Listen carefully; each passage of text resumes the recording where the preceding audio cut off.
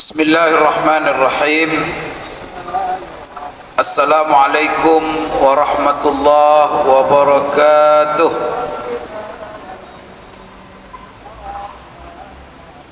Alhamdulillahi rabbil alamin, wal aqibatu lil muttaqin, wala udwana illa 'alal zalimin. Wassalatu wassalamu ala ashrafil anbiya'i wal mursalin wa ala alihi wa ashabihi wattabi'ina lahum bi ihsanin ila yaumiddin, amma ba'd. Allahumma la ilma lana illa ma 'allamtana innaka antal alimul hakim. Rabbana zidna ilma warzuqna fahma. Allahumma inna nas'aluka ilman nafi'a wa rizqan tayyiba wa amalan salihan mutaqabbala. Allahumma ja'alna mimman yastami'una al-qawla fayattabi'una ahsana. Allahumma ja'alna birahmatika fi ibadika salihin. Bapak-bapak, ibu-ibu, kaum muslimin, kaum muslimat, jemaah salat maghrib yang dimuliakan Allah. Pada maghrib ini, alhamdulillah, kita duduk bersama kembali di masjid ini, di rumah Allah, dan kita lanjutkan dengan majlis ilmu. Majlis ilmu kita pada malam hari ini ingin membahas Bapak Ibu sekalian, ini sehubungan dengan tragedi dan musibah yang menimpa umat Islam yang diperangi oleh orang-orang Yahudi di Palestina. Yahudi yang menjajah tanah air umat Islam, yaitu Palestina, menjajah Aqsa, dan peperangan masih berlangsung sampai hari ini. Oleh karena itu, saya malam ini ingin menjelaskan kepada kita semua dalam pengajian ini tentang sifat-sifat orang-orang Yahudi yang Allah jelaskan di dalam Al-Quran. Allah banyak berbicara, bercerita, menjelaskan tentang kaum Yahudi. Kenapa hal ini perlu kita jelaskan? Karena di dalam Al-Quran Allah mengatakan bahwa mereka ini adalah musuh umat Islam yang paling dahsyat. Seperti di dalam surah Al-Ma'idah ayat 82, Allah mengatakan, La tajidanna asyaddan nasi adawatan lilladzina amanu al-yahuda walladzina asyraku. Sungguh, kata Allah, Allah pakai taukid di sini, pakai sumpah, sungguh demi, kata Allah. Kalau di dalam uslub bahasa Arab pakai lam taukid, kemudian pakai pula nun taukid saqilah, la tajidanna, maka itu maknanya kuat sekali. Sungguh demi, kata Allah, engkau, hai Muhammad, akan mendapatkan manusia yang paling dahsyat permusuhannya kepada orang-orang yang beriman, al-Yahud, yaitu Yahudi. Setelah itu walladzina asyraku, orang-orang musyrik, para penyembah berhala. Ya Bapak Ibu tahulah nama-nama agama-agamanya. Ya, kalau mereka memerangi umat Islam, maka mereka membunuh dengan sangat sadis, seperti yang ada di Myanmar, ya, terjadi di India. Itu kan penyembah-penyembah berhala semua itu, musyrik.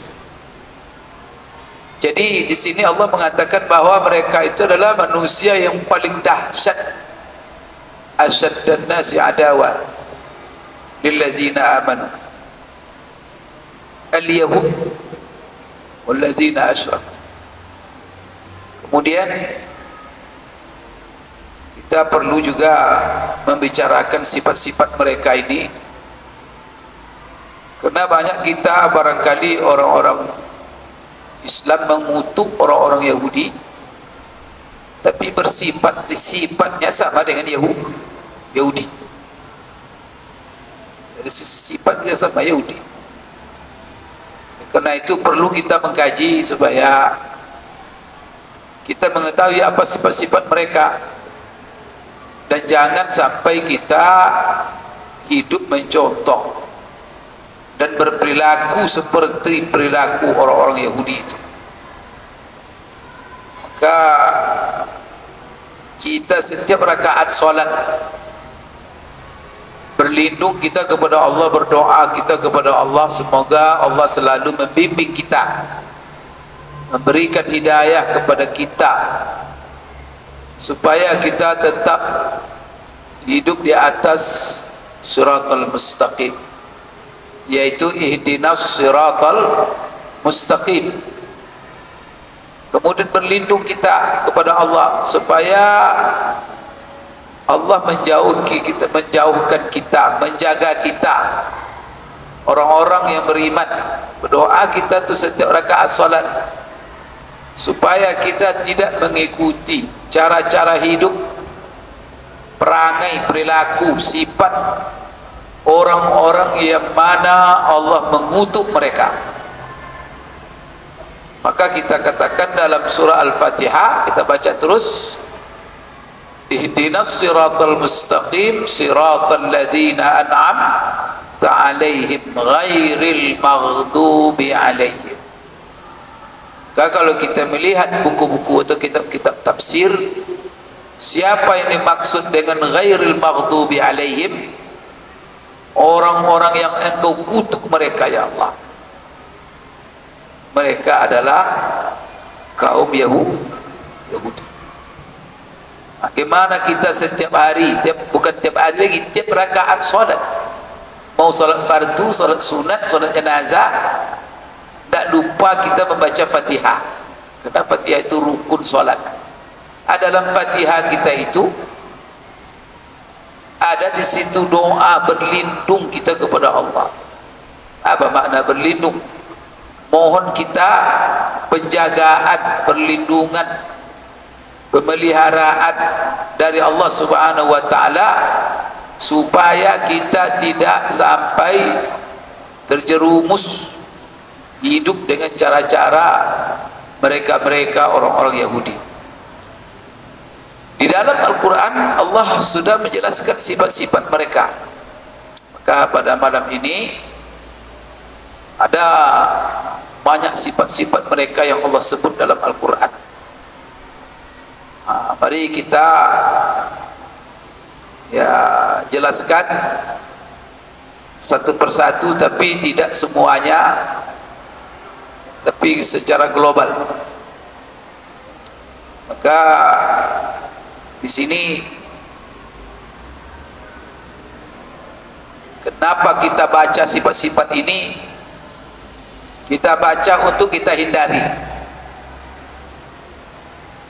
Jadi kita kan tidak menampak mana orang Yahudi, tapi Yahudi itu sebenarnya bukan orangnya, tetapi adalah lebih kepada sifat. Jangan ya Allah berlindung kita kepada Allah supaya jangan hidup seperti hidup orang itu, kan sifat itu. Sekarang apa sifat-sifat mereka itu? Ciri karakter mereka. Pertama, sebagaimana dikatakan Allah di dalam Al-Quran, yaitu mereka mengetahui yang hak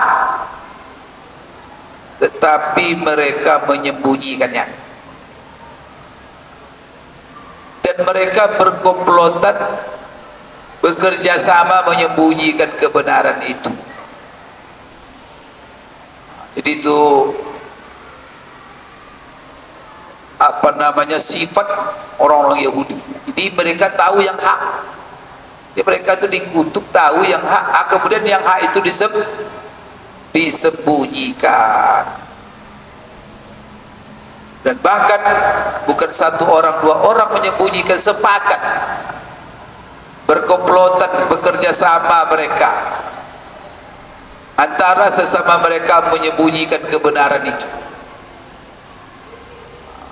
sehingga kebenaran itu mereka antara mereka saja, yang keluar kepada orang lain itu yang palsu-palsu, kebohongan, sedangkan yang hak itu disembunyikannya. Ya, karena itu di dalam Al-Quran Allah setelah memerintahkan kepada mereka untuk selalu mengingat Allah, mengingat nikmat-nikmat Allah yang begitu banyak. Maka kata Allah dalam Al-Quran, ya Bani Israel adhkuru ni'mati allati an'amtu alaikum wa awfu bi'ahdi ufi bi'ahdikum wa iyaya farhabun. Dalam rentetan ayat itu maka Allah mengatakan kepada mereka, wala talbisul haqqa bil batil wa taktumul haqqa wa antum ta'lamun. Ini itu dalam surah Al-Baqarah ayat 42. Ini sifat mereka. Jadi mereka itu suka menyembunyikan kebenaran, bahkan kebenaran yang mereka sembunyikan, yang hak mereka sembunyikan, yang datangnya dari Allah, yang datangnya dari Tuhan. Coba kalau kebenaran yang datangnya dari Allah saja mereka sembunyikan, apalagi kebenaran sesama manusia.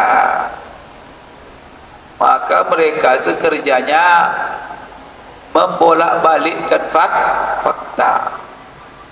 Maka bagaimana yang hak menjadi batil, yang batil menjadi hak, itulah kerja mereka.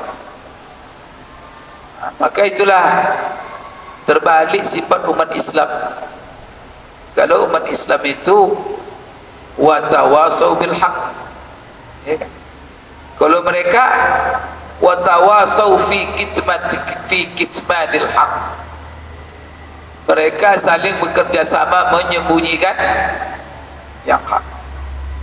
Kalau orang Islam dah watawasau bil haq, bekerja sama untuk sama-sama menegakkan kebenaran.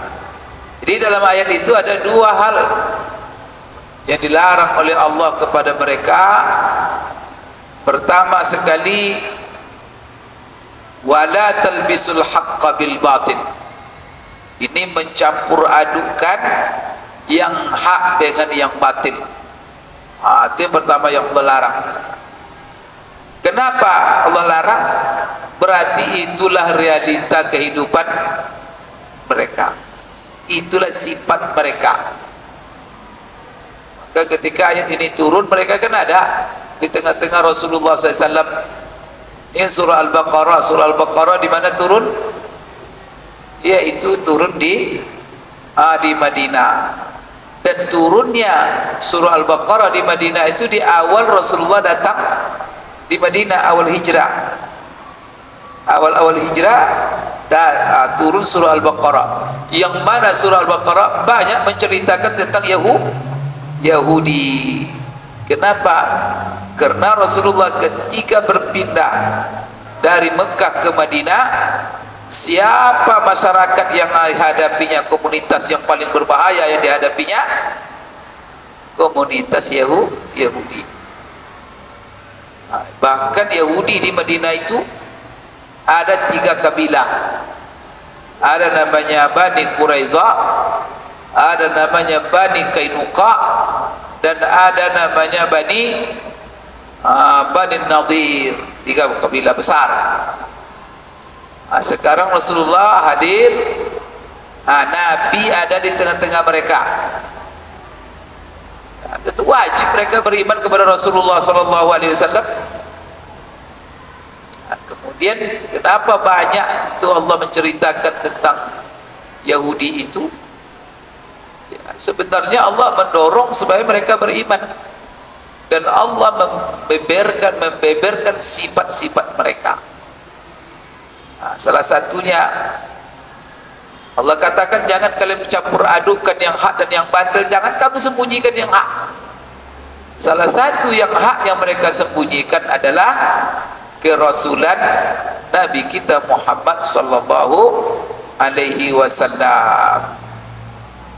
Maka di dalam Al-Quran sendiri kan sudah Allah jelaskan bahwa sifat-sifat Rasulullah itu sudah termaktub dalam kitab yang diturunkan kepada Bani Israel, itu Taurat. Maka Allah berfirman, alladzina yattabi'una ar-rasula an-nabiyyal ummi alladzi yajidunahu maktuban 'indahum fit Taurati wal Injil ya'muruhum bil ma'ruf wa yanhahum 'anil munkar wa yuhillu lahumut thayyibat wa yuharrimu 'alaihimul khaba'is wa yadha'u 'anhum israhum wal aghlal allati kanat 'alaihim falladzina amanu bihi wa 'azzaruhu wa nasaruhu wattaba'un nural ladzi unzila ma'ah ulaika humul muflihun. Itulah ayat luar biasa. Jadi mereka ini sudah dijelaskan oleh Allah sifat-sifat Rasulullah dalam Taurat, tetapi yang Allah jelaskan itu disembunyikan. Itulah sifat mereka. Yang akhirnya sepakat pula mereka itu menyembunyikan. Jadi kau ungkap ya katanya, kita sembunyikan saja. Maka di sini Bapak Ibu sekalian, Allah membeberkan kelakuan dan perangai mereka. Jadi jangan percaya. Sekarang masalahnya apa? Ini berdasarkan ayat ini ya.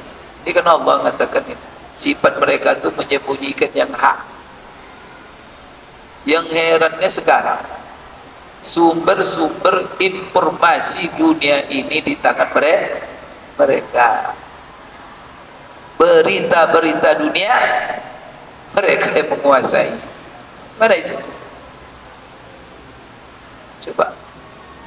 Mulai dari adat-adatnya lagi, perangkat-perangkatnya, perusahaan-perusahaannya, orang-orangnya, mereka menguasai semua. Salah satu informasi dunia internasional itu dikuasai oleh sebuah perusahaan namanya CNN. CNN itu mereka punya itu. Itu gimana kita percaya sifat mereka menyembunyikan? Media sosial, media cetak, media, seluruh media mereka menguasai sekarang. Itu gimana itu? Maka hati-hati. Mereka kasih kita Google itu juga punya Yahoo, kasih Yahoo, kasih macam-macam. Karena kan kita terperangkap kita semuanya. Masuk kita ke satu media sosial, harus masuk Facebook, masuk data kita semuanya harus kita beberkan di situ. Kita ini sudah tersandra sebenarnya dengan cara-cara mereka. Semuanya, nama kita, alamat kita, apa semuanya harus di data kita sudah ada. Menggawat mereka. Oleh karena itu juga di dalam ayat Al-Quran Allah mengatakan di dalam surah Al-Baqarah ayat 76,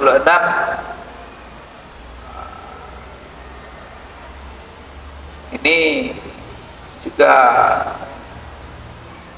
menunjukkan bahwa mereka menyembunyikan kebenaran. Apa yang keluar dari mulut dengan di hati berbeda. Apa kata Allah?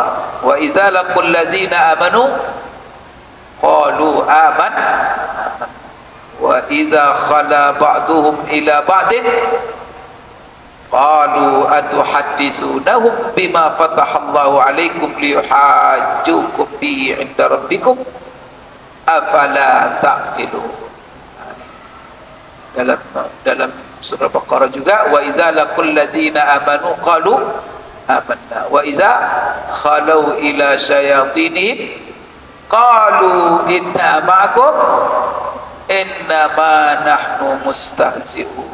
Astagfirullah. Inilah sifat-sifat mereka. Kalau mereka bertemu dengan orang-orang beriman, mereka mengaku-ngaku beriman, gaya kiai, gaya ustaz,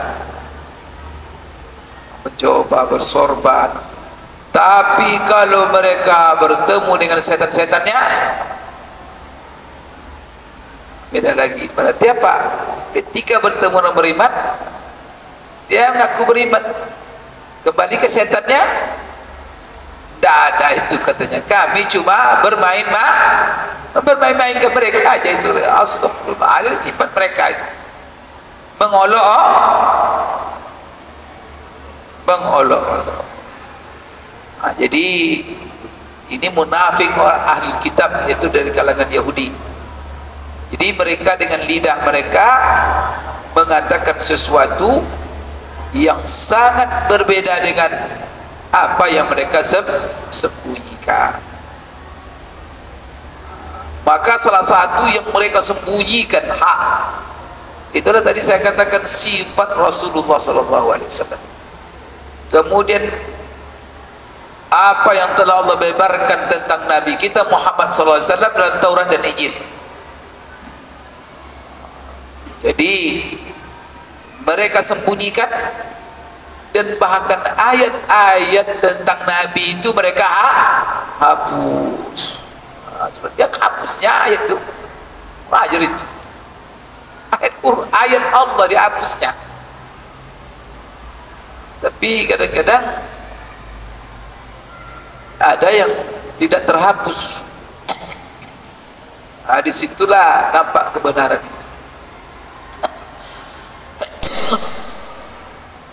Jadi mereka hapus, kemudian mereka ganti-ganti sifat itu, sehingga tidak nampak lagi Nabi Muhammad SAW. Sehingga saking jelasnya tentang Nabi kita Muhammad SAW dalam Taurat itu, sifatnya saking jelasnya, Allah gambarkan begini: alladzina atainahumul kitaba ya'rifunahu kama ya'rifuna abna'ahum. Mereka yang diturunkan kepada mereka Alkitab, mereka mengetahui Rasulullah itu seperti mereka mengenal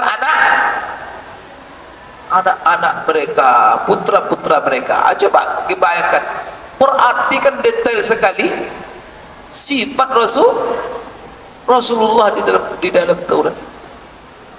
Sampai Allah bayangkan begitu. Ya'rifunahu kama ya'rifuna abna'ahum. Putra-putra anak kandung mereka sendiri. Tapi apa kerja mereka? Wa inna fariqam minhum la yaktumunal haqqa wa hum ya'lamun.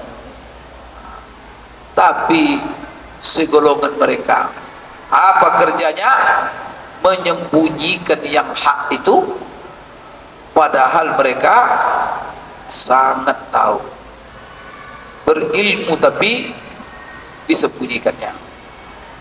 Dan ingat hai Muhammad, al-haqqu min rabbik, yang hak itu datangnya dari Tuhan.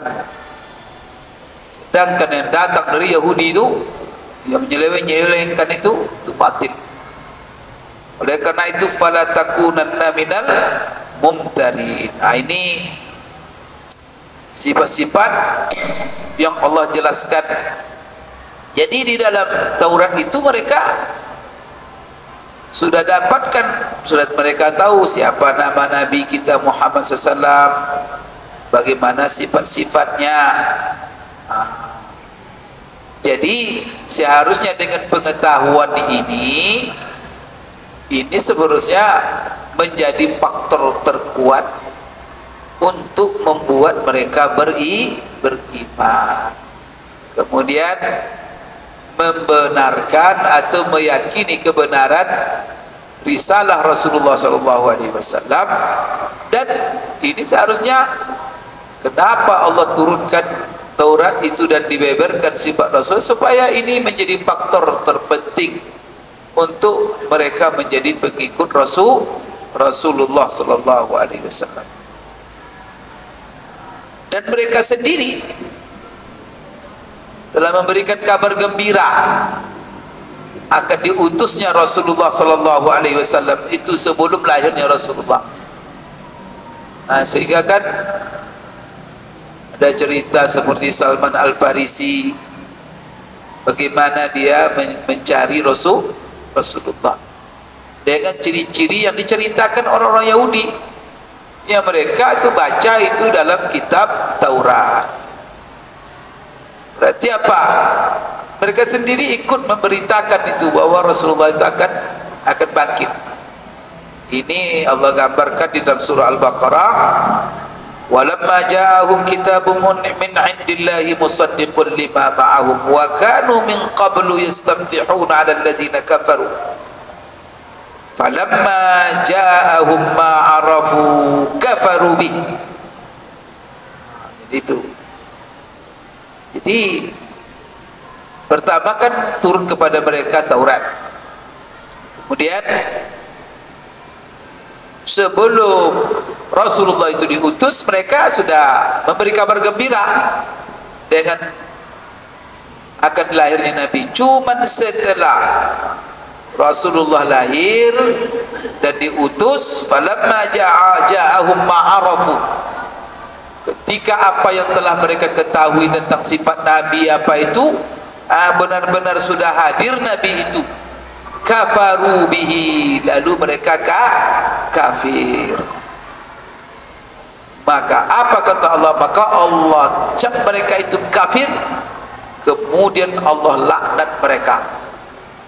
Falaknatullahi alal kafiri. Jadi kalau kita menyebut orang-orang Yahudi laknatullah, karena siapa yang melaknat Allah? Ayat ini laknatullahi alaihim. Maka Allah sendiri yang melaknat. Maka kalau kita, kenapa kamu laknat Yahudi?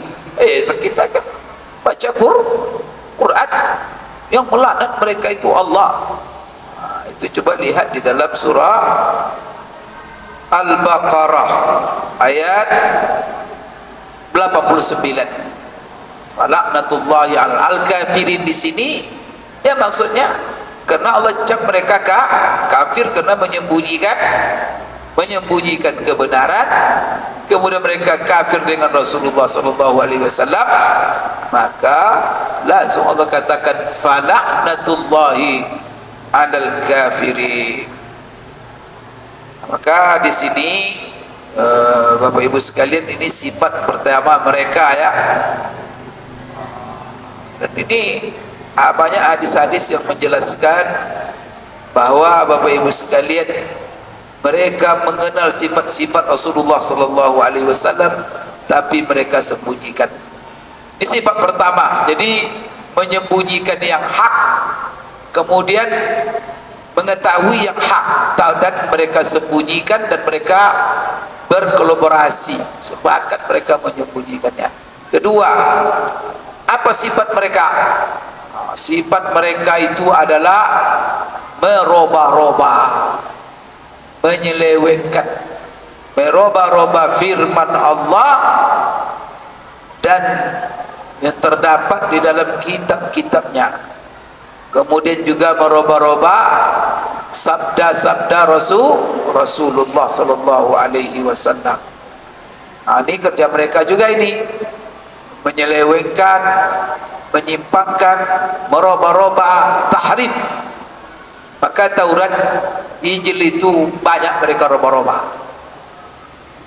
Jadi kalau apa kepentingan mereka dirubahnya, tapi kalau tidak akan menyinggung kepentingan dunianya, mereka biarkan.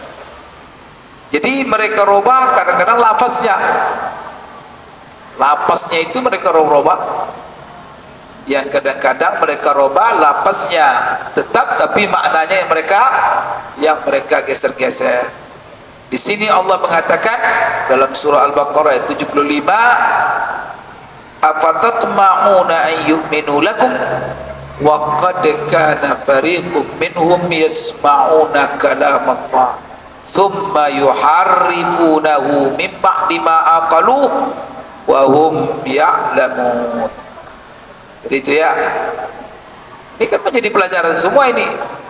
Maka orang yang suka merubah-rubah atau menyelewengkan Quran atau menyimpang-nyimpangkan makna Quran, inilah salah satu orang yang peranginya sama dengan Yahudi itu Syiah. Quran itu ditafsirkan apa kata dia saja. Karena lapasnya dibiarkan ya Quran itu, tapi maknanya sudah, ini maksudnya Husain, ini maksudnya Fatimah, ini maksudnya apa kata mereka aja, atau sifat-sifat Yahudi. Jadi di sini Allah mengatakan, apakah kamu sangat kepingin untuk mereka beriman, padahal segolongan mereka itu mendengar firman Allah, tetapi mereka selewengkan dan mereka robah setelah mereka memahaminya, dan mereka tahu itu, mereka merubah-rubah itu. Maka ini adalah khitab kepada orang beriman. Jangan kalau berharap mereka itu beriman, karena ini sifatnya, ini yang menjadi karakter mereka. Jadi Bapak Ibu sekalian, mereka itu gampang sekali berubah-ubah itu. Di pertama tadi mereka suka menyembunyikan yang hak. Sekarang sumber informasi sama mereka. Kemudian juga mereka suka kalau Quran saja, Taurat, Injil, mereka robah-robah. Bagaimana dengan perjanjian-perjanjian dengan manusia? Ngomong kosong. Ini kita kesal juga sebenarnya. Ya, pemimpin-pemimpin Arab damai. Apa damai ini? Tiap hari damai. Sudah habis dulu. Tanah Palestina itu awalnya 60%. Berdamai itu 80%. Berdamai jadi 60. Berdamai jadi 40. Berdamai tinggal sekarang lagi 8% lagi. Setiap perdamaian hilang. Sekarang mereka ambil juga, tinggal lagi sedikit, sehingga mereka kuasai. Berdamai juga, itu kan tidak mengerti namanya. Karakter mereka itu nanti ada suka berkhianat. Jadi di sini Allah mengatakan, maka di dalam ayat yang lain seperti surah An-Nisa ayat 46, minal ladzina hadu yuharrifunal kalima amma wadhihi wa yaquluna sami'na wa asayna. Coba, sami'na wa asayna wasma' ghaira musma'in wa ra'ina layyan bi'alsinatihim wa ta'nam fid din walau annahum qalu sami'na wa ata'na wasma' wanzurna lakana khairan lahum wa aqwama walakin la'anahumullahu bikufrihim fala yu'minuna illa qalila. Laknat lagi. Berkali-kali Allah melaknat Yahudi itu dalam Quran. Tadi fala'natullahi 'alal kafirin. Sini walakin la'anahumullah. Allah melaknat mereka. Jadi Bapak Ibu sekalian, itulah sanksi yang Allah berikan kepada mereka Kerana sifat mereka yang merubah-rubah firman Allah, merubah-rubah kitab Allah, merubah-rubah pesan-pesan Rasul-Rasul Allah, diseleweng-selewengkan. Maka salah satu bentuk penyelewengan mereka, perubahan mereka terhadap firman Allah, mereka merubah sifat Rasulullah SAW dalam kitab-kitab mereka. Wadi'am annaha la tantabiq wa la tasduq alaihi. Jadi ketika mereka dihadapkan kepada Rasulullah di Madinah, kalian beriman dengan Rasulullah, kan sudah ada itu versi sifat-sifatnya ada dalam kitab kalian. Tapi apa kata mereka? Memang ada katanya, tapi tak satu pun yang karena sifat-sifat itu sudah mereka robah. Padahal ada informasi yang valid. Jadi memang tidak semua mereka. Kersigolongan kata Allah tadi. Minal ladzina hadu, di antara. Berarti ada orang yang tetap menjaga orang Yahudi tadi. Nah, itulah seperti kisah Salman. Dia sampaikan kepada dia dapat informasi dari Alkitab bagaimana kriteria Rasulullah. Dia tinggal menetap di sebuah daerah yang banyak kebun korma. Kemudian dia orangnya tidak makan sedekah, orangnya memakan hadiah. Di punggungnya ada khatmun nubuwah. Empat inilah dicari oleh Salman.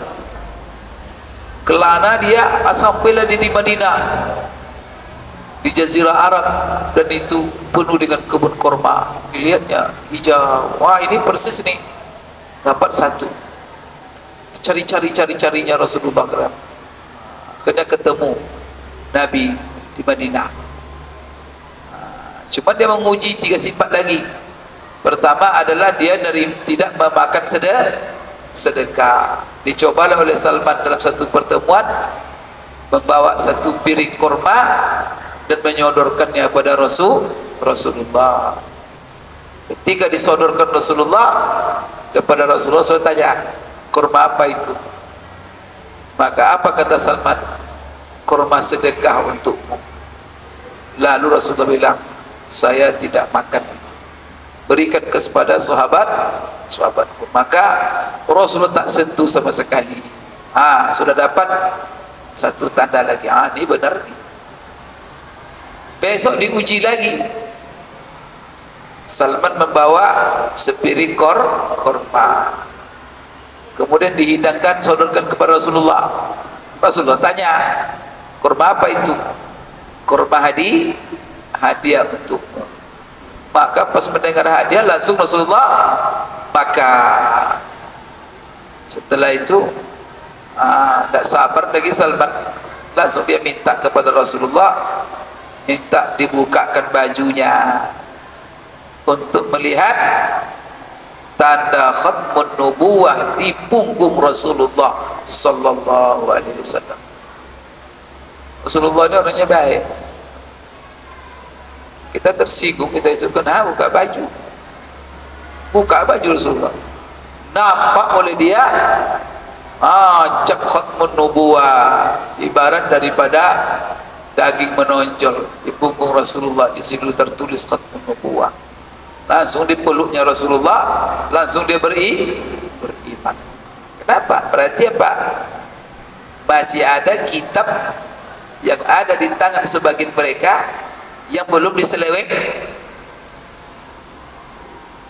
Informasi itu yang dibawa oleh Salman. Tapi Yahudi-Yahudi yang ada di Madinah itu, sebagian besar mereka sudah seleweng-selewengkan. Bahkan mereka mengaku ada memang katanya sifat-sifat itu dalam kitab kami, tapi tidak ada yang kurang ajar sekali, tidak ada yang cocok katanya. Allah ajar itu adalah bentuk salah satu penyelewengan mereka itu. Orang seperti itu dibawa berunding sekarang. Alhamdulillah, tentara Hamas menghadapi mereka. Sekarang mereka kucar kacir. Mudah-mudahan kemenangan dekat dan Palestina merdeka dan mereka tinggalkan tanah Palestina itu. Jadi ini ya, itu adalah lafaz, berarti dirubahnya lafaz-lafaz ayat itu sehingga tidak ada lagi. Artinya sifat-sifat lain itu tidak cocok karena sudah dirubah-rubah. Kemudian juga mereka suka merubah-rubah makna, seperti di dalam Al-Quran, wara'ina, wara'ina.